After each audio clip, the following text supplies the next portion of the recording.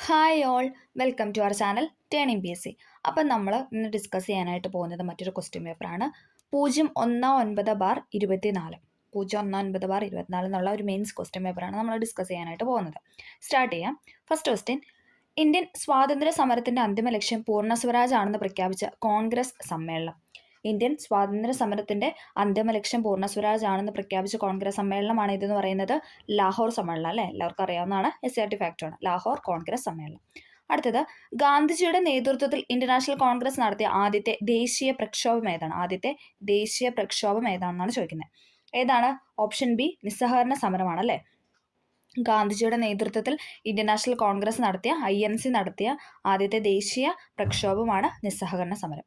അടുത്തത്: forward block എന്ന രാഷ്ട്രീയ പാർട്ടിക്ക് രൂപം നൽകിയത് ആരാണ്? ഫോർവേഡ് ബ്ലോക്ക് എന്ന രാഷ്ട്രീയ പാർട്ടിക്ക് രൂപം നൽകിയത് ആരാണ്? ഓപ്ഷൻ സി, സുഭാഷ് ചന്ദ്രബോസ് ആണ് അല്ലേ? സുഭാഷ് ചന്ദ്രബോസാണ് ഫോർവേഡ് ബ്ലോക്ക് എന്ന രാഷ്ട്രീയ പാർട്ടിക്ക് രൂപം നൽകിയത്. അടുത്തത്: ഇന്ത്യയുടെ വടക്കു പടിഞ്ഞാറൻ പ്രദേശങ്ങളിൽ നിരവധി സമരങ്ങൾക്ക് നേതൃത്വം നൽകുകയും ദ്വിരാഷ്ട്രവാദത്തെയും ഇന്ത്യയുടെ വിഭജനത്തെയും എതിർക്കുകയും ചെയ്ത നേതാവ്. പിന്നീട് ഇന്ത്യ ഗവൺമെന്റിന്റെ പരമോന്നത ബഹുമതിയായ ഭാരത് രത്ന ലഭിക്കുകയും ചെയ്ത വ്യക്തി ആരെന്നാണ് ചോദിച്ചിരിക്കുന്നത്. ആരാണ്? ഓപ്ഷൻ ഡി, ഖാൻ അബ്ദുൽ ഗാഫർ ഖാൻ ആണ്. ഖാൻ അബ്ദുൽ ഗാഫർ ഖാൻ. അടുത്ത ക്വസ്റ്റ്യൻ: ചുവടെ തന്നിരിക്കുന്നതിൽ ആരാണ് ഇന്ത്യൻ സമര കാലഘട്ടത്തിലെ മിതവാദി നേതാക്കളിൽ ഉൾപ്പെടാത്തതെന്ന് ചോദിച്ചാൽ ഓപ്ഷൻ എ, ബാലഗംഗാധര തിലകാണ്. മിതവാദി നേതാക്കളിൽ ഉൾപ്പെടാത്തത് തന്നിരിക്കുന്നതിൽ ബാലഗംഗാധര തിലക്. അടുത്തത്: സ്വത്തവകാശം മൗലിക അവകാശങ്ങളിൽ നിന്ന് എടുത്തു കളഞ്ഞ ഭരണഘടനാ ഭേദഗതി. സ്വത്തവകാശം മൗലിക അവകാശങ്ങളിൽ നിന്ന് എടുത്തു കളഞ്ഞ ഭരണഘടനാ ഭേദഗതിയാണ് 44-ാം ഭരണഘടനാ ഭേദഗതി. 44-ാം ഭരണഘടനാ ഭേദഗതി.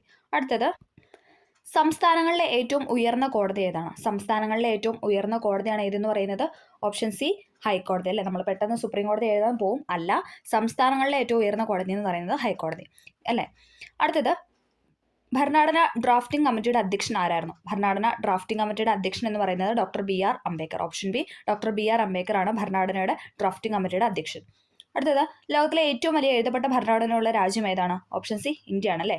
ഇന്ത്യയാണ് ലോകത്തിലെ ഏറ്റവും വലിയ എഴുതപ്പെട്ട ഭരണഘടനയുള്ള രാജ്യം. ഇന്ത്യയാണ് ലോകത്തിലെ ഏറ്റവും വലിയ എഴുതപ്പെട്ട ഭരണഘടന എഴുതിയത്.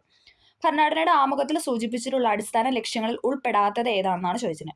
ഭരണഘടന ആമുഖത്തിൽ സൂചിപ്പിച്ചിട്ടുള്ള മൗലിക അവകാശങ്ങളെ പറ്റി ആമുഖത്തിൽ പറഞ്ഞിട്ടുണ്ടോ? ഇല്ല അല്ലേ?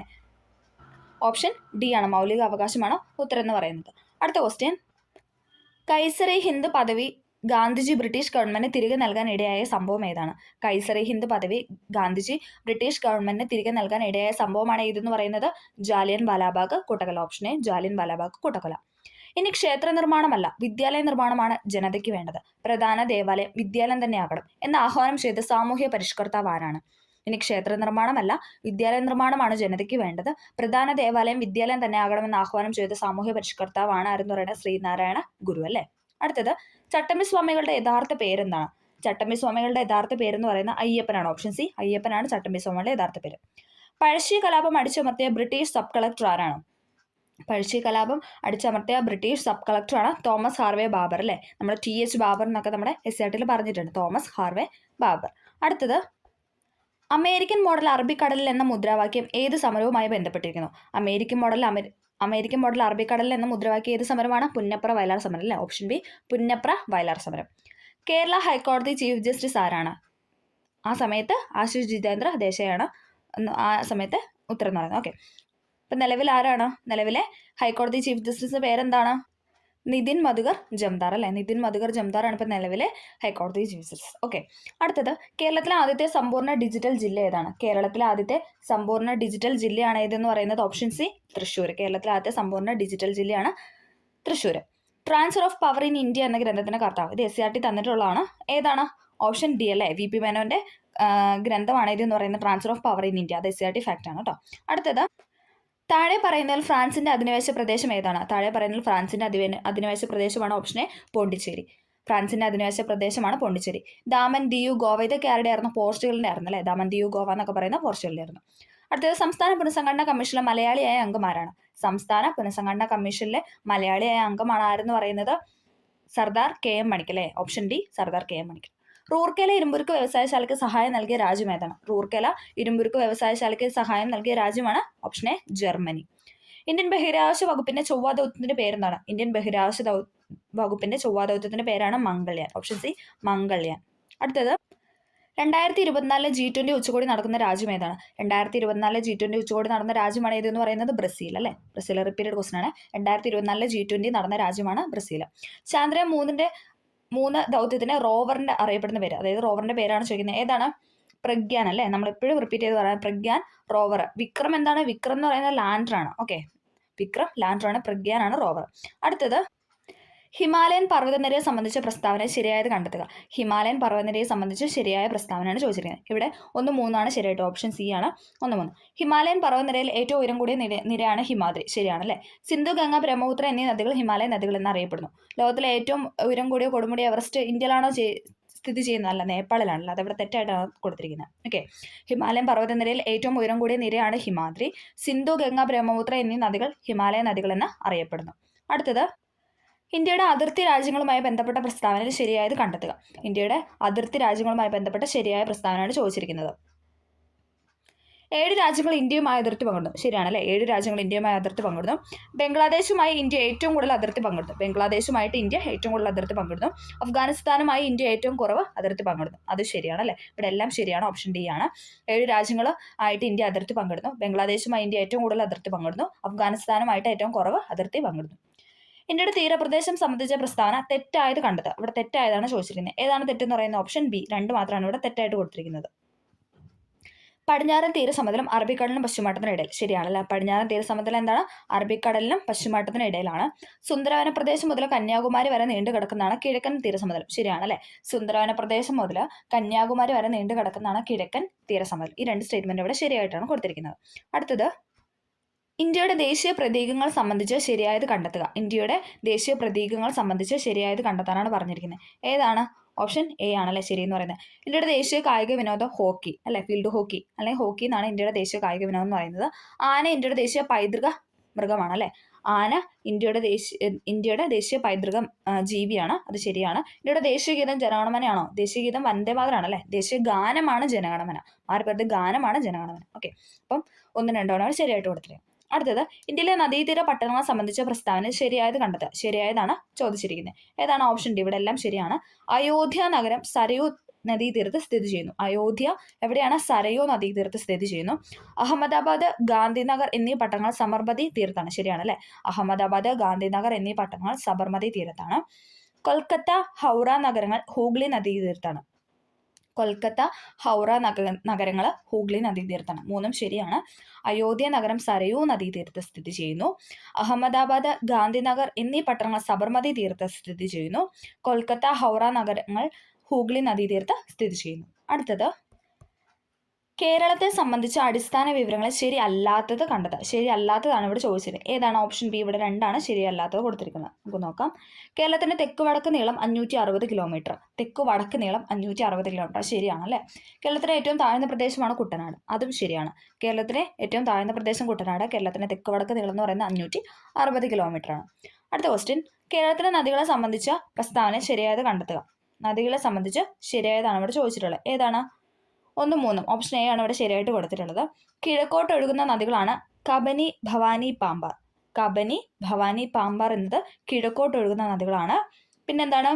ഏറ്റവും നീളമുള്ള നദികളിൽ 2ാം സ്ഥാനം ഭാരതപ്പുഴയ്ക്കാണ്. 1ാമത് പെരിയാർ അല്ലെ. 2ാം സ്ഥാനം ആർക്കാണ്? ഭാരതപ്പുഴയ്ക്കാണ്. അത് 2ആണ് ഇവിടെ ശരിയായിട്ട് കൊടുത്തിരിക്കുന്നത്. കിഴക്കോട്ട് ഒഴുകുന്ന നദികളാണ് കബനി, ഭവാനി, പാമ്പാർ. ഏറ്റവും നീളമുള്ള നദികളിൽ 2ാം സ്ഥാനം ഭാരതപ്പുഴയ്ക്കാണ്. അത് 2ഉം ശരിയാണ്. കേരളത്തിലെ കായലുകളെ സംബന്ധിച്ച പ്രസ്താവനയിൽ ശരിയല്ലാത്തവ. കായലുകളുമായി ബന്ധപ്പെട്ട തെറ്റായതാണ് ചോദിച്ചത്. ശരിയല്ലാത്തവയാണ് ഇവിടെ ചോദിച്ചിരിക്കുന്നത്. ഏതാണ്? ഉത്തരം ബി ആണ്. 2 മാത്രമാണ് ഇവിടെ തെറ്റായിട്ട് കൊടുത്തത്. കേരളത്തിലെ ശാസ്താംകോട്ട കായൽ കൊല്ലം ജില്ലയിൽ സ്ഥിതി ചെയ്യുന്നു. ശരിയാണല്ലേ. കൊല്ലം ജില്ലയിലാണ് ശാസ്താംകോട്ട കായൽ. സമുദ്രനിരപ്പിൽ നിന്നും ഉയരത്തിൽ സ്ഥിതി ചെയ്യുന്ന പൂക്കോട് കായൽ വയനാട്ടിൽ സ്ഥിതി ചെയ്യുന്നു അല്ലെ. പൂക്കോട് കായൽ വയനാട്ടിലാണ്. ഇത് 2 എസ്സേറ്റീവ് ഫാക്റ്റ് ആണ്. സമുദ്രനിരപ്പിൽ നിന്നും ഉയരത്തിൽ സ്ഥിതി ചെയ്യുന്ന പൂക്കോട്ട് കായൽ വയനാട്ടിൽ സ്ഥിതി ചെയ്യുന്നു. കേരളത്തിലെ ശാസ്താംകോട്ട കായൽ എന്താണ്? കൊല്ലം ജില്ലയിൽ സ്ഥിതി ചെയ്യുന്നു. അടുത്തത് താഴെ പറയുന്ന പ്രസ്താവന ശരിയായത് കണ്ടെത്തുക. ശരിയാണ് ഇവിടെ ചോദിച്ചിട്ടുള്ളത്. ഓപ്ഷൻ ബി ആണ്. വയനാട് ചുരം സ്ഥിതി ചെയ്യുന്ന ജില്ല കോഴിക്കോടാണ്. വയനാട് ചുരം സ്ഥിതി ചെയ്യുന്നത് കോഴിക്കോട് ജില്ലയിലാണ്. ശരിയാണ്. കേരളത്തിലെ ഏറ്റവും വലിയ ചുരമാണ് പാലക്കാട് ചുരം. അത് 2ഉം ശരിയാണ്. കേരളത്തിലെ ഏറ്റവും വലിയ ചുരമാണ് പാലക്കാട് ചുരം. വയനാട് ചുരം സ്ഥിതി ചെയ്യുന്ന ജില്ല കോഴിക്കോടാണ്. അത് 2ഉം ശരിയാണ്.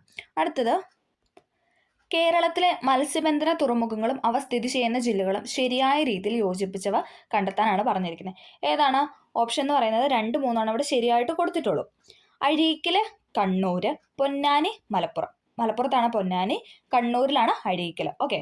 അടുത്തത് കേരളത്തിലെ ജലവൈദ്യുത പദ്ധതി സംബന്ധിച്ച് ശരിയായ പ്രസ്താവന. ജലവൈദ്യുതിയുമായിട്ട് ബന്ധപ്പെട്ട ശരിയായ പ്രസ്താവനയാണ് ചോദിച്ചിരിക്കുന്നത്. ഏതാണ് ഓപ്ഷൻ ഡി എല്ലാം ശരിയാണ്. കേരളത്തിലെ വൈദ്യുത ഉൽപാദനത്തിന് പ്രധാന സ്രോതസ് ജലമാണ്. നമ്മൾ കഴിഞ്ഞ ക്ലാസ് പഠിച്ചായിരുന്നു അല്ലേ. കേരളത്തിലെ വൈദ്യുത ഉൽപാദനത്തിന് പ്രധാന സ്രോതസ് എന്ന് പറയുന്നത് ജലമാണ്.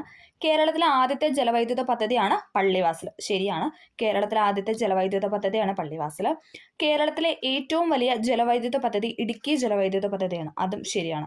കേരളത്തിലെ ഏറ്റവും വലിയ ജലവൈദ്യുത പദ്ധതി ഇടുക്കി ജലവൈദ്യുത പദ്ധതി. അതും ശരിയാണ്. ഒന്നുകൂടെ പറയാം. കേരളത്തിലെ വൈദ്യുതോൽപാദനത്തിന് പ്രധാന സ്രോതസ് ജലമാണ്. കേരളത്തിലെ ആദ്യത്തെ ജലവൈദ്യുത പദ്ധതി പള്ളിവാസലാണ്. കേരളത്തിലെ ഏറ്റവും വലിയ ജലവൈദ്യുത പദ്ധതി ഇടുക്കി ജലവൈദ്യുത പദ്ധതിയാണ്. അടുത്തത് കേരളത്തിലെ വന്യജീവി സങ്കേതങ്ങളും അവ സ്ഥിതി ചെയ്യുന്ന ജില്ലകളും ശരിയായി യോജിച്ച ജോഡികൾ കണ്ടെത്താനാണ് പറഞ്ഞിരിക്കുന്നത്. ഉത്തരം എന്ന് പറയുന്നത് ഓപ്ഷൻ എ ആണ്. 1, 3. കരിമ്പുഴ മലപ്പുറം. കരിമ്പുഴ വന്യജീവി സങ്കേതം എവിടെയാണെന്ന് ചോദിച്ചാൽ എവിടെയാണ്? മലപ്പുറത്താണ്. ഇനി ചെന്തുരുണി വന്യജീവി സങ്കേതം എവിടെയാണെന്ന് ചോദിച്ചാൽ കൊല്ലത്താണ്. അത് രണ്ടുമാണ് ഇവിടെ ശരിയായിട്ട് കൊടുത്തിരിക്കുന്നത്. കരിമ്പുഴ വന്യജീവി സങ്കേതം മലപ്പുറത്ത്. ഇനി ചെന്തുരുണി വന്യജീവി സങ്കേതം എവിടെയാണെന്ന് ചോദിച്ചാൽ അത് കൊല്ലത്താണ്. അടുത്തത് സൈലന്റ് വാലി ദേശീയോദ്യാനം സംബന്ധിച്ച പ്രസ്താവന തെറ്റായത് കണ്ടെത്തുക. ഇവിടെ തെറ്റായതാണ് ചോദിച്ചിരിക്കുന്നത്. സൈലന്റ് വാലിയുമായി ബന്ധപ്പെട്ട തെറ്റായ സ്റ്റേറ്റ്മെന്റ് ആണ് ചോദിച്ചിരിക്കുന്നത്. വംശനാശ ഭീഷണി നേരിടുന്ന സിംഹവാലൻ കുരങ്ങുകളെ കാണപ്പെടുന്നു. സൈലന്റ് വാലിയിലല്ലേ സിംഹവാലൻ കുരങ്ങുകൾ കാണപ്പെടുന്നത്. അത് ശരിയാണ്. ചീവീടുകൾ അപൂർവമായതുകൊണ്ടാണ് ഈ പ്രദേശത്തിന് നിശബ്ദ താഴ്വര അഥവാ സൈലന്റ് വാലി എന്ന പേര് വന്നത്. അതും ശരിയാണ്. മൂന്നാമത്തെ സ്റ്റേറ്റ്മെന്റ് ആണ് തെറ്റായിട്ട് കൊടുത്തത്. അപ്പം ഓപ്ഷൻ സി ആണ് റൈറ്റ് ആൻസർ. വംശനാശ ഭീഷണി നേരിടുന്ന സിംഹവാലൻ കുരങ്ങുകളെ കാണപ്പെടുന്നു. ചീവീടുകൾ അപൂർവമായതുകൊണ്ട് ഈ പ്രദേശത്തിന് നിശബ്ദ താഴ്വര എന്ന പേര് വന്നത്. രണ്ടും ശരിയാണ്. അടുത്തത് കേരളത്തിലെ കായിക രംഗവുമായി ബന്ധപ്പെട്ട പ്രസ്താവനയിൽ ശരിയായത് തിരഞ്ഞെടുക്കുക. കേരളത്തിലെ കായിക രംഗവുമായി ബന്ധപ്പെട്ട ശരിയായ പ്രസ്താവനയാണ് ചോദിച്ചിട്ടുള്ളത്. ഉത്തരം എന്ന് പറഞ്ഞ ഓപ്ഷൻ ഡി എല്ലാം ശരിയാണ്. കായിക കേരളത്തിന് പിതാവ് എന്നറിയപ്പെടുന്ന ഗോദവർമ്മ രാജ അല്ലെ. GV രാജയാണ് കായിക കേരളത്തിന് പിതാവ് എന്നറിയപ്പെടുന്ന ഗോദവർമ്മ രാജ. ഒളിമ്പിക്സിൽ പങ്കെടുത്ത ആദ്യത്തെ മലയാളി വനിതയാണ് പി ടി ഉഷ. ശരിയാണ്. ഒളിമ്പിക്സിൽ പങ്കെടുത്ത ആദ്യത്തെ മലയാളി വനിതയാണ് പി ടി ഉഷ. ഇന്ത്യക്ക് വേണ്ടി യൂറോപ്യൻ വോളിബോൾ ലീഗിൽ കളിച്ച ആദ്യത്തെ ഏഷ്യക്കാരൻ ജിമ്മി ജോർജ് ആണ്. ഇന്ത്യക്ക് വേണ്ടി യൂറോപ്യൻ വോളിബോൾ ലീഗിൽ കളിച്ച ആദ്യത്തെ ഏഷ്യക്കാരൻ ജിമ്മി ജോർജ് ആണ്. കായിക കേരളത്തിന്റെ പിതാവ് എന്നറിയപ്പെടുന്ന ഗോദവർമ്മ രാജ. ഒളിമ്പിക്സിൽ പങ്കെടുത്ത ആദ്യത്തെ മലയാളി വനിതയാണ് പി ടി ഉഷ. ഇന്ത്യക്ക് വേണ്ടി യൂറോപ്യൻ വോളിബോൾ ലീഗിൽ കളിച്ച ആദ്യത്തെ ഏഷ്യക്കാരൻ ജിമ്മി ജോർജ് ആണ്. അടുത്തത് കേരളത്തിലെ തദ്ദേശ സ്വയംഭരണ സ്ഥാപനങ്ങൾ സംബന്ധിച്ച തെറ്റായ പ്രസ്താവന കണ്ടെത്തുക. തെറ്റായതാണ് ഇവിടെ ചോദിച്ചിട്ടുള്ളത്. ഏതാണ്? ഓപ്ഷൻ ഡി ആണ്. 1 മാത്രം ഇവിടെ തെറ്റായിട്ടാണ് കൊടുത്തിരിക്കുന്നത്. കേരളത്തിൽ 941 ഗ്രാമപഞ്ചായത്തുകളും 152 ബ്ലോക്ക് പഞ്ചായത്തുകളും നിലവിലുണ്ട്. ശരിയാണല്ലേ. കേരളത്തിൽ 941 ഗ്രാമപഞ്ചായത്തും പിന്നെന്താണ് 152 ബ്ലോക്ക് പഞ്ചായത്തും ഉണ്ട്. തദ്ദേശ സ്വയംഭരണ വകുപ്പ് മന്ത്രി MP രാജേഷ് ആണ്. ഇത് രണ്ടുമാണ് ഇവിടെ ശരിയായിട്ട് കൊടുത്തിട്ടുള്ളത്. കേരളത്തിൽ 941 ഗ്രാമപഞ്ചായത്തുകളും 152 ബ്ലോക്ക് പഞ്ചായത്തുകളും ഉണ്ട്. തദ്ദേശ സ്വയംഭരണ വകുപ്പ് മന്ത്രി MP രാജേഷ്. അടുത്ത ക്വസ്റ്റ്യൻ, താഴെ പറയുന്ന പ്രസ്താവനകളിൽ തെറ്റായത് കണ്ടെത്തുക. താഴെ പറയുന്ന പ്രസ്താവനയിൽ തെറ്റായതാണ് ചോദിച്ചിരിക്കുന്നത്. ഓപ്ഷൻ സി ആണ്. 2 മാത്രമാണ് അവിടെ തെറ്റായിട്ട് കൊടുത്തത്. കേരള സ്പീക്കർ AN ഷംസീർ ആണ്.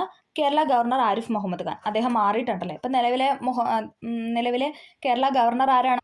രാജേന്ദ്ര വിശ്വനാഥ് അർലേക്കർ അല്ലേ. രാജേന്ദ്ര വിശ്വനാഥ് അർലേക്കർ ആണ് ഇപ്പം നിലവിലെ നമ്മുടെ കേരള ഗവർണർ എന്ന് പറയുന്നത്. ആരിഫ് മുഹമ്മദ് ഖാൻ മാറി അദ്ദേഹം ബീഹാറിലോട്ട് പോയല്ലേ. അപ്പം നിലവിലെ കേരളത്തിന്റെ ഗവർണർ ആണെന്ന് ചോദിച്ചാൽ രാജേന്ദ്ര വിശ്വനാഥ് അർലേക്കർ ആണ്. അടുത്ത ക്വസ്റ്റ്യൻ, കേരള കലാമണ്ഡലം കർപ്പിത സർവകലാശാലയുമായി ബന്ധപ്പെട്ട തെറ്റായ പ്രസ്താവന തിരഞ്ഞെടുക്കുക. തെറ്റായതാണ് ഇവിടെ ചോദിച്ചിരിക്കുന്നത്. ഉത്തരം എന്ന് പറയുന്നത് ഓപ്ഷൻ ഡി എല്ലാം ശരിയാണ്. കലാമണ്ഡലം ചാൻസലർ മല്ലിക സാരാമി ശരിയാണ്. തൃശ്ശൂർ ജില്ലയിൽ ചെറുതുരുത്തിൽ ഭാരതപ്പുഴയുടെ തീരത്ത് സ്ഥിതി ചെയ്യുന്നു. ശരിയാണ്. വള്ളത്തോൾ നാരായണ മേനോനും മണക്കുളം മുകുന്ദരാജയും ചേർന്ന് രൂപം കൊടുത്തു. അത് 3ഉം ശരിയാണ് അല്ലേ. കലാമണ്ഡലം ചാൻസലർ മല്ലിക സാരാഭായ് തൃശ്ശൂർ ജില്ലയിൽ ചെറുതുരുത്തിൽ ഭാരതപ്പുഴയുടെ തീരത്ത് സ്ഥിതി ചെയ്യുന്നു. വള്ളത്തോൾ നാരായണ മേനോനും മണക്കുളം മുകുന്ദരാജയും ചേർന്ന് കേരള കലാമണ്ഡലത്തിൽ രൂപം കൊടുത്തു എന്നാണ് പറയുന്നത്. ഇതെല്ലാം ശരിയാണ്. അടുത്തത് കേരളത്തിലെ സാഹിത്യ അവാർഡുകൾ സംബന്ധിച്ച തെറ്റായ പ്രസ്താവന കണ്ടെത്തുക. തെറ്റായതാണ് ഇവിടെ ചോദിച്ചിട്ടുള്ളത്. ഓപ്ഷൻ ബി ആണ്. 2 മാത്രമാണ് ഇവിടെ തെറ്റായിട്ട് കൊടുത്തത്. 2023 എഴുത്തച്ഛൻ പുരസ്കാരം ലഭിച്ച SK വസന്തൻ. ശരിയാണല്ലേ. 2023 എഴുത്തച്ഛൻ പുരസ്കാരം SK വസന്തൻ. 2022 ഓടക്കുഴൽ അവാർഡ് അംബികാസുധൻ മങ്ങാടിനായിരുന്നു. 2022 ഓടക്കുഴൽ അവാർഡ് അംബികാസുധൻ മങ്ങാട്. 2023 എഴുത്തച്ഛൻ പുരസ്കാരം ലഭിച്ചത് SK വസന്തൻ. അത് രണ്ടുമാണ് ഇവിടെ ശരിയായിട്ട് കൊടുത്തത്. അടുത്തത് ചാന്ദ്രയാൻ 3 സംബന്ധിച്ച് ശരിയായ പ്രസ്താവന കണ്ടെത്താം. ചാന്ദ്രയാൻ 3 സംബന്ധിച്ച് ശരിയായ പ്രസ്താവനയാണ് ചോദിച്ചിട്ടുള്ളത്. ഓപ്ഷൻ എ ആണ് 1, 3, 4. 2023 ഓഗസ്റ്റ് 23 ചന്ദ്രന്റെ ദക്ഷിണ ധ്രുവത്തിൽ സോഫ്റ്റ് ലാൻഡിംഗ് ചെയ്തു. ശരിയാണല്ലേ? 2023 ഈ ഡേറ്റ് ഓർത്ത് വെക്കണേ, ഇമ്പോർട്ടൻ്റ് ആണ്. 2023 ഓഗസ്റ്റ് 23 ചന്ദ്രന്റെ ദക്ഷിണ ധ്രുവത്തിൽ സോഫ്റ്റ് ലാൻഡിംഗ് ചെയ്തു. ചന്ദ്രയാൻ 3 ലാൻഡറിന്റെ പേര് വിക്രം ചോദിച്ചിട്ടുണ്ട്. നേരെ റോവറിന്റെ പേര് ചോദിച്ചായിരുന്നു അല്ലേ? ചന്ദ്രയാൻ 3 മൊത്തം ചെലവ് 615 കോടി. ഇത് 3 ഇവിടെ ശരിയായിട്ട് കൊടുത്തിട്ടുള്ളത്. ഓക്കെ. 2023 ഓഗസ്റ്റ് 23 ചന്ദ്രന്റെ ദക്ഷിണ ധ്രുവത്തിൽ സോഫ്റ്റ് ലാൻഡിംഗ് ചെയ്തു. ചന്ദ്രയാൻ 3 ലാൻഡറിന്റെ പേര് വിക്രം. ചന്ദ്രയാൻ 3 മൊത്തം ചെലവ് 615 കോടി രൂപ. അടുത്ത കേരളത്തിന്റെ തനതായ നൃത്ത കലാരൂപം ഏതാണ്? ഓപ്ഷൻ ബി മോഹിനിയാട്ടം അല്ലേ? കേരളത്തിന്റെ തനതായ നൃത്ത കലാരൂപമാണ് മോഹിനിയാട്ടം. കേരളത്തിന്റെ തനതായ നൃത്ത കലാരൂപമാണ് മോഹിനിയാട്ടം. അടുത്തത് അമ്മ എന്ന നോവൽ എഴുതിയത് ആരാണ്? അമ്മ എന്ന നോവൽ എഴുതിയത് മാക്സിം ഗോർക്കിയാണ്. ഇതും SCRT ഉള്ളതാണ്. അമ്മ എന്ന നോവൽ എഴുതിയത് മാക്സിം ഗോർക്കി. ഐക്യരാഷ്ട്രസഭയിൽ ഇന്ത്യയുടെ സ്ഥിരം പ്രതിനിധിയായി നിയമിതനായത് ആര്? ആൻസർ കെയിൽ കൊടുത്ത രുചിരാം കാബോജ് എന്നാണ്. അതിലൊരു തിരുത്ത് വന്നിട്ടുണ്ട്. ഓക്കെ. അടുത്തത് ദേശീയ തലത്തിലും ഭരണതലത്തിലും ഉദ്യോഗസ്ഥ തലത്തിലും രാഷ്ട്രീയ തലത്തിലുമുള്ള അഴിമതി തടയുന്നതിന് രൂപം നൽകിയിരിക്കുന്ന സ്ഥാപനം ഏതാണ്? ദേശീയ തലത്തിലും ഭരണതലത്തിലും ഉദ്യോഗസ്ഥ തലത്തിലും രാഷ്ട്രീയ തലത്തിലുമുള്ള അഴിമതി തടയുന്നതിന് രൂപം നൽകിയിരിക്കുന്ന സ്ഥാപനമാണ് ഇതെന്ന് പറയുന്നത്. Option D Lokpal. ലോക്പാലാണ് ദേശീയ തലത്തിലും ഭരണതലത്തിലും ഉദ്യോഗസ്ഥ തലത്തിലും രാഷ്ട്രീയ തലത്തിലുള്ള അഴിമതി തടയുന്നതിന് രൂപം നൽകിയിരിക്കുന്ന സ്ഥാപനം. അടുത്തത് 50ാമത്തെ സുപ്രീം കോടതി ചീഫ് ജസ്റ്റിസ് ആരാണ്? 50 എടുത്ത് പറഞ്ഞുകൊണ്ട് തന്നെ ആരാണ് നമുക്ക് കറക്റ്റായിട്ട് എഴുതാൻ പറ്റണം. ധനഞ്ജയ DY ചന്ദ്രചൂഡ്. ധനഞ്ജയ വൈകുണ്ഠ ചന്ദ്രചൂഡ് എന്നാണ് അദ്ദേഹത്തിന്റെ പേര്. അത് കാരണം 50 എന്ന് പറഞ്ഞ എടുത്ത് തന്നേക്കുന്നുണ്ട്, അതാണ്. ഓക്കെ. അപ്പം നമ്മുടെ ആരാണ് ഇപ്പം നമ്മുടെ നിലവിലെ സുപ്രീം കോടതി ചീഫ് ജസ്റ്റിസ് ആരാണ്? സഞ്ജീവ് ഖന്നയാണ്. സഞ്ജീവ് ഖന്നയാണ് ഇപ്പം നിലവിലെ സുപ്രീം കോടതി ചീഫ് ജസ്റ്റിസ്. ഓക്കെ. അടുത്ത ക്വസ്റ്റ്യൻ, സാമ്പത്തിക പ്രവർത്തനങ്ങളിൽ സർക്കാരിന്റെ ഇടപെടൽ പരിമിതപ്പെടുത്തി വ്യക്തി സ്വാതന്ത്ര്യത്തിന് പ്രാധാന്യം നൽകണമെന്ന ലേസേഴ്സ് ഫെയർ സിദ്ധാന്തം കൊണ്ടുവന്നത് ഏത് സാമ്പത്തിക ശാസ്ത്രജ്ഞനാണ്? ആരാണ്? Option A Alfred marshal. ശരിക്കും ആഡം സ്മിത്ത് ആണ് ഉത്തരം വരേണ്ടത്, പക്ഷേ ഇതിനകത്തൊരു തിരുത്തുണ്ട്, അപ്പോൾ നമുക്കത് വേണ്ട. നമുക്ക് അടുത്ത ക്വസ്റ്റിനോട്ട് പോകാം. ഇന്ത്യയുടെ ദേശീയ കായിക വിനോദം ഏതാണ്? ഇന്ത്യയുടെ ദേശീയ കായിക വിനോദം എന്ന് പറയുന്നത് ഏതാണ്? ഓപ്ഷൻ സി ഹോക്കിയാണ് അല്ലേ? ഓപ്ഷൻ സി ഹോക്കിയാണ് ഇന്ത്യയുടെ ദേശീയ കായിക വിനോദം. അടുത്തത്, മനുഷ്യനെ ബഹിരാകാശത്ത് എത്തിക്കുന്ന ISROയുടെ ഗഗൻയാൻ പദ്ധതിക്ക് നേതൃത്വം നൽകിയത് ആരാന്ന് ചോദിച്ചാൽ ആരാണ്? ഡോക്ടർ എസ് ഉണ്ണികൃഷ്ണൻ നായരാണ്. ഡോക്ടർ എസ് ഉണ്ണികൃഷ്ണൻ നായരാണ് മനുഷ്യനെ ബഹിരാകാശത്ത് എത്തിക്കാനുള്ള ISROയുടെ ഗഗൻയാൻ പദ്ധതിക്ക് നേതൃത്വം നൽകിയത്. അടുത്തത്, 2023 സാമ്പത്തിക ശാസ്ത്രത്തിൽ നൊബേൽ സമ്മാനം ലഭിച്ചത് ആരാണ്? 2023 സാമ്പത്തിക ശാസ്ത്രത്തിൽ നൊബേൽ സമ്മാനം ലഭിച്ചത് ക്ലോഡിയ ഗോൾഡിനാണ്. Claudia Goldin. അടുത്തത്, അസ്ഥികൾക്ക് കാഠിന്യം നൽകുന്ന സംയുക്തം ഏതാണ്? അസ്ഥികൾക്ക് കാഠിന്യം നൽകുന്ന സംയുക്തമാണ് ഏതെന്ന് പറയുന്നത് ഓപ്ഷൻ സി കാൽസ്യം ഫോസ്ഫേറ്റ് അല്ലേ? കാൽസ്യം ഫോസ്ഫേറ്റ് ആണ് അസ്ഥികൾക്ക് കാഠിന്യം നൽകുന്ന സംയുക്തം. ഒരു അസ്ഥി മറ്റൊന്നിൽ ഇരു ദിശകളിലേക്കും തിരിയുന്ന സന്ധി ഏതാണ്? ഒരു അസ്ഥി മറ്റൊന്നിൽ നിന്നും ഇരു ദിശകളിലേക്കും തിരിയുന്ന സന്ധി ഏതാണെന്ന് ചോദിച്ചാൽ ആൻസർ കീഴിൽ തന്നിരിക്കുന്ന കീലസന്ധി എന്നാണ്. ഓക്കെ, കീലസന്ധി. സി ആകൃതിയിലുള്ള തരുണാസ്ഥി വലയങ്ങൾ കാണപ്പെടുന്ന മനുഷ്യ ശരീരഭാഗം. സി ആകൃതിയിലുള്ള തരുണാസ്ഥി വലയങ്ങൾ കാണപ്പെടുന്ന മനുഷ്യ ശരീരഭാഗമാണ് ഏതെന്ന് പറയുന്നത് ട്രക്കിയ. അടുത്തത്, ജീവി പിന്നെ ശാസ്ത്രനാമവും തന്നിട്ടുണ്ട്. അതിൽ ശരിയായ ജോഡിയാണ് ഇവിടെ ചോദിച്ചിരിക്കുന്നത്. ശരിയായ ജോഡിയാണ് ചോദിച്ചിരിക്കുന്നത്. ഓപ്ഷൻ ബി ആണ് ഇവിടെ ശരിയായിട്ട് കൊടുത്തിട്ടുള്ളത്. 1, 3. പൂച്ച. ഇത് 2 SCRT ഫാക്റ്റ് ആണ്. അല്ല, ഇത് 2 അല്ലെങ്കിൽ 4 SCRT ഫാക്റ്റ് ആണ്. അപ്പോൾ SCRTന്ന് ചോദിച്ചിരിക്കുന്ന ഒരു ക്വസ്റ്റൻ ആണ്. ഓക്കെ. പൂച്ച എന്ന് പറയുന്നത് ഫെലിസ് ഡൊമസ്റ്റിക്സ് എന്നാണ് അതിൻ്റെ പേര്. അതിൻ്റെ ശാസ്ത്രനാമം, പൂച്ചയുടെ ശാസ്ത്രനാമമാണ് ഫെലിസ് ഡൊമസ്റ്റിക്കസ്. കാക്കയുടെ ശാസ്ത്രനാമമാണ് കോർവസ് സൈപ്ലൻഡൻസ് എന്ന് പറയുന്നത്. കോർവസ് സ്പ്ലെൻഡൻസ് എന്ന് പറയുന്നത് എന്താണ്? കാക്കയുടെ ശാസ്ത്രനാമമാണ്. പൂച്ചയുടെ ആണെങ്കിൽ ഫെലിസ് ഡൊമസ്റ്റിക്കസും കാക്കയുടെ ആണെങ്കിൽ കോർവസ് സ്പ്ലെൻഡൻസ് എന്ന് പറയുന്നതാണ് കാക്കയുടെ ശാസ്ത്രനാമം. ഓക്കെ. അടുത്തത്, ജീവികളും ഹൃദയ അറകളും തന്നിട്ടുണ്ട്. അതിൽ ശരിയായ ജോഡിയാണ് അടുത്ത ക്വസ്റ്റ്യൻ. ഏതാണ് ഉത്തരം എന്ന് പറയുന്നത്? ഓപ്ഷൻ സി ആണ്. നമുക്ക് നോക്കാം. പാറ്റയുടെ ഹൃദയ അറകൾ എത്ര എണ്ണമാണ്? 13 അറകളാണ് അല്ലേ? പാറ്റയ്ക്ക് 13 അറകൾ. പിന്നെ പല്ലിക്ക് എത്ര അറകളാണ്? പല്ലിക്ക് എത്രയാണ്? 3 അറകളാണ് ഉള്ളത് അല്ലേ? പല്ലിക്ക് 3 അറകൾ. പക്ഷിക്കാണല്ലോ, പക്ഷിക്ക് 4 അറകളുണ്ട്. മത്സ്യത്തിലാണെങ്കിൽ 2 അറകളുണ്ട്. ഓക്കെ. പാറ്റയ്ക്ക് 13, പല്ലിക്കാണെങ്കിൽ 3, പക്ഷിക്ക് 4, മത്സ്യത്തിനാണ് 2. ഓക്കെ.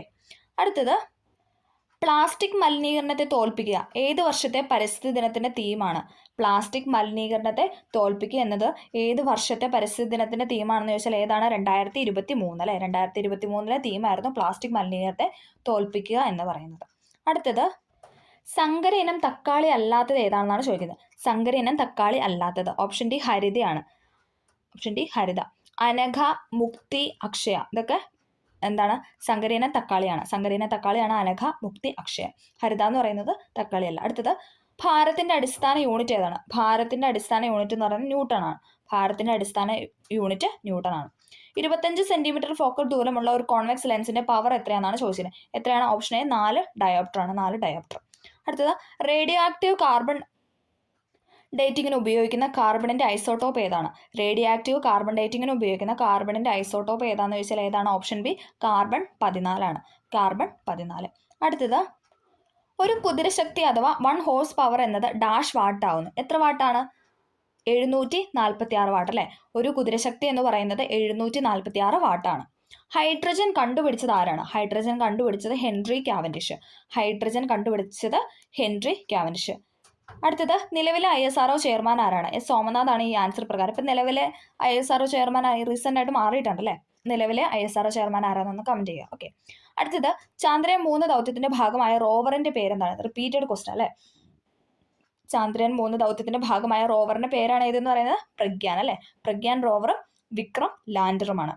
സംസ്ഥാന സർക്കാർ ആരംഭിച്ച ജീവിതശൈലി രോഗനിയന്ത്രണ പദ്ധതിയുടെ പേര്?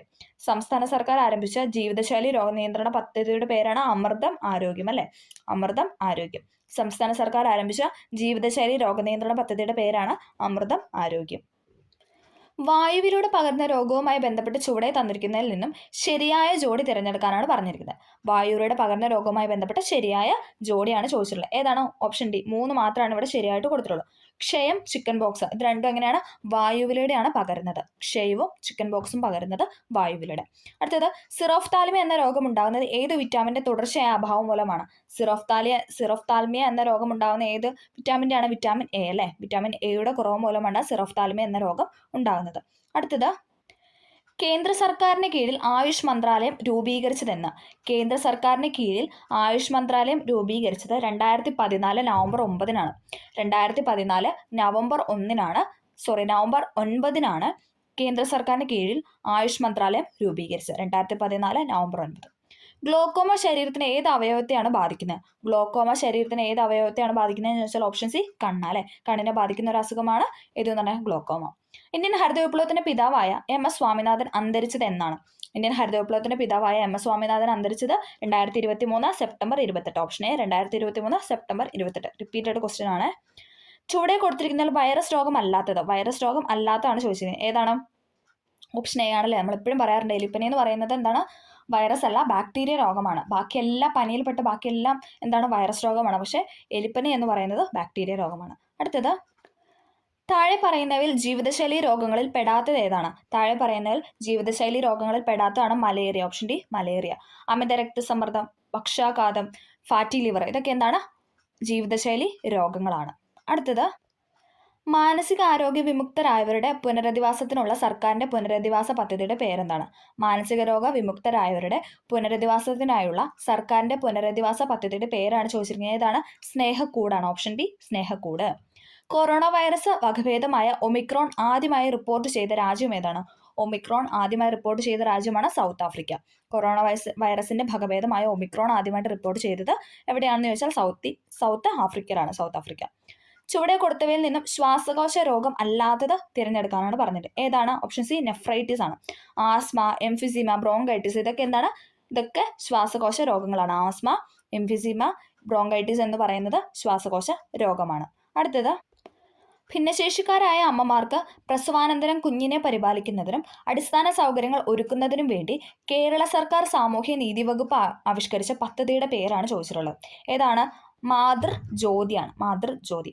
ഭിന്നശേഷിക്കാരായ അമ്മമാർക്ക് പ്രസവാനന്തരം കുഞ്ഞിനെ പരിപാലിക്കുന്നതിനും അടിസ്ഥാന സൗകര്യങ്ങൾ ഒരുക്കുന്നതിനും വേണ്ടി കേരള സർക്കാർ സാമൂഹ്യ നീതി വകുപ്പ് ആവിഷ്കരിച്ച പദ്ധതിയാണ് മാതൃജ്യോതി. ഭിന്നശേഷിക്കാരായ അമ്മമാർക്ക് പ്രസവാനന്തരം കുഞ്ഞിനെ പരിപാലിക്കുന്നതിനും അടിസ്ഥാന സൗകര്യങ്ങൾ ഒരുക്കുന്നതിനും വേണ്ടി കേരള സർക്കാർ സാമൂഹ്യ നീതി വകുപ്പ് ആവിഷ്കരിച്ച പദ്ധതിയാണ് മാതൃജ്യോതി. മനുഷ്യ ശരീരത്തിലെ ഏറ്റവും വലിയ അവയവം ഏതാണ്? മനുഷ്യ ശരീരത്തിലെ ഏറ്റവും വലിയ അവയവമാണ് ത്വക്ക് എന്ന് പറയുന്നത്. മനുഷ്യ ശരീരത്തിലെ ഏറ്റവും വലിയ അവയവമാണ് ത്വക്ക്. അടുത്ത ക്വസ്റ്റ്യൻ, ചുവടെ കൊടുത്തിരിക്കുന്നതിൽ നിന്നും ശരിയായ ജോഡി കണ്ടെത്താനാണ് പറഞ്ഞത്. ശരിയായ ജോഡിയാണ് ചോദിച്ചിട്ടുള്ളത്. ഏതാണ്? ഓപ്ഷൻ ഡി ആണ്. 2, 4 ആണ് ഇവിടെ ശരിയായിട്ട് കൊടുത്തിരിക്കുന്നത്. എലിപ്പനി എന്ന് പറയുന്ന ഫംഗസ് ആണോ? അല്ല, എലിപ്പനി ബാക്ടീരിയ ആണ്. വട്ടച്ചൊറി എന്ന് പറയുന്നത് ഫംഗസ് ആണ്, അതും തെറ്റായിട്ടാണ് കൊടുത്തിരിക്കുന്നത്. ക്ഷയം ബാക്ടീരിയ, ക്ഷയം എന്ന് പറയുന്ന ഒരു ബാക്ടീരിയ രോഗമാണ്. നിപ്പ എന്ന് പറയുന്ന വൈറസ് അല്ലേ, നമ്മൾ നിപ്പ വൈറസ് തന്നെയാണ് പറയുന്നത് അല്ലേ. ക്ഷയം എന്ന് പറയുന്നത് ബാക്ടീരിയ, പിന്നെന്താണ് നിപ്പ വൈറസ്. ഇത് രണ്ടുമാണ് ഇവിടെ ശരിയായിട്ട് കൊടുത്തിരിക്കുന്നത്. അപ്പം നമ്മളിവിടെ ഇന്ന് മറ്റൊരു 80 ക്വസ്റ്റ്യൻസ് ആണ് ഡിസ്കസ് ചെയ്തത്. എല്ലാവർക്കും വീഡിയോ ഹെൽപ്ഫുൾ ആയെന്ന് വിചാരിക്കുന്നു അല്ലേ. നമുക്ക് റിപ്പീറ്റഡ് ക്വസ്റ്റ്യൻ ഉണ്ടായിരുന്നു അല്ലേ, എല്ലാ ഭാഗത്തു നിന്നുള്ളൊരു ക്വസ്റ്റ്യൻ ഉണ്ടായിരുന്നു. പിന്നെ കുറച്ച് കറണ്ട് അഫെയർ ഉണ്ടായിരുന്നു. പിന്നെ അതിനകത്ത് കുറച്ച് നിയമനങ്ങളൊക്കെ മാറിയിട്ടുണ്ട്, അതൊക്കെ നമ്മൾ പറഞ്ഞിട്ടുണ്ട്. അപ്പം എല്ലാവർക്കും ഈ വീഡിയോ ഹെൽപ്ഫുൾ ആയെന്ന് വിചാരിക്കുന്നു. ഹെൽപ്ഫുൾ ആയെങ്കിൽ ഒന്ന് ലൈക്ക് ചെയ്ത് സബ്സ്ക്രൈബ് ചെയ്യുക. എന്തെങ്കിലും ഡൗട്ട് ഉണ്ടെങ്കിൽ കമൻ്റ് ആയിട്ട് രേഖപ്പെടുത്താം. Okay, thank